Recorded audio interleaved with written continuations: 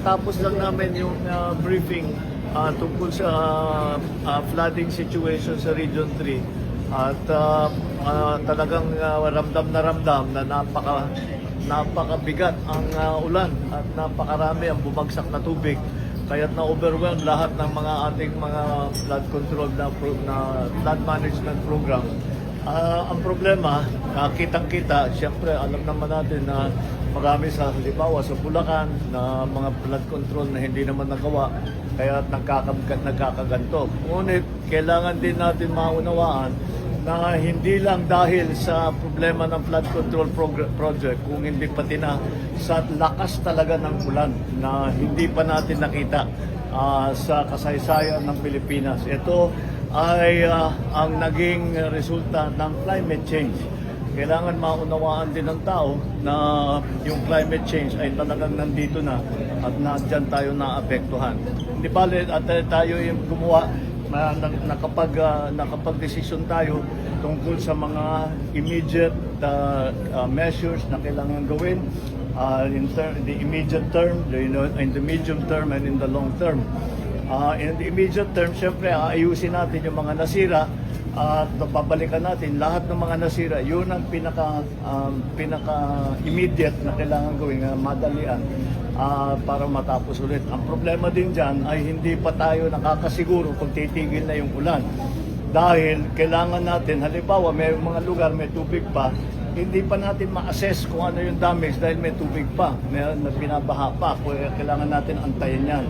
Pangalawa, binabantayan natin ang panahon kasi kahit yung mga nasira, pag aayusin natin ngayon, kag bumalik na naman yan at masisira ulit yung bagong gawa, kaya napakasayang naman ang ating gagawin. Kaya medyo kailangan natin alalayan at bantayan na mabuti na maging effective kung ano man yung gagawin natin ay magiging matibay at hindi mawawala at hindi masisira sa susunod na baha.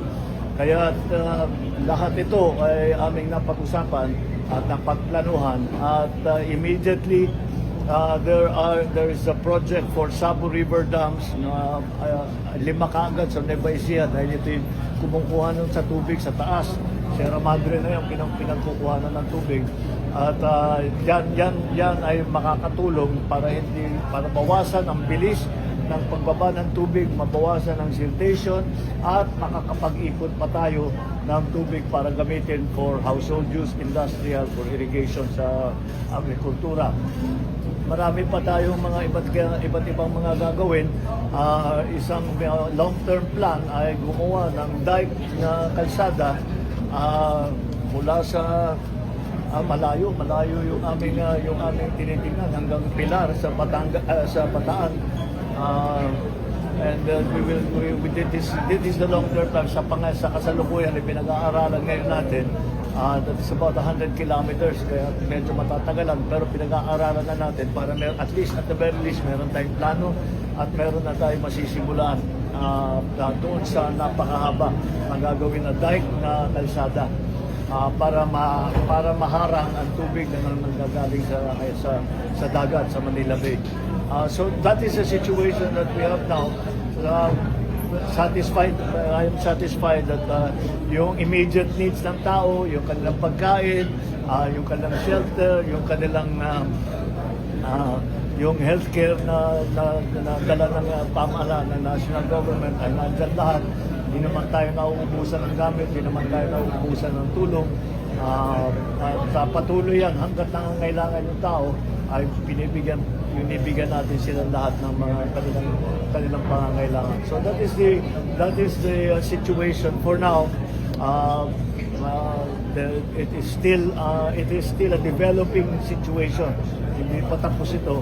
So we will continue to monitor. We will continue to do everything that we can so that we will mitigate the effects of this very strong rain and the flooding that follows it. Okay? Sige, maraming salamat.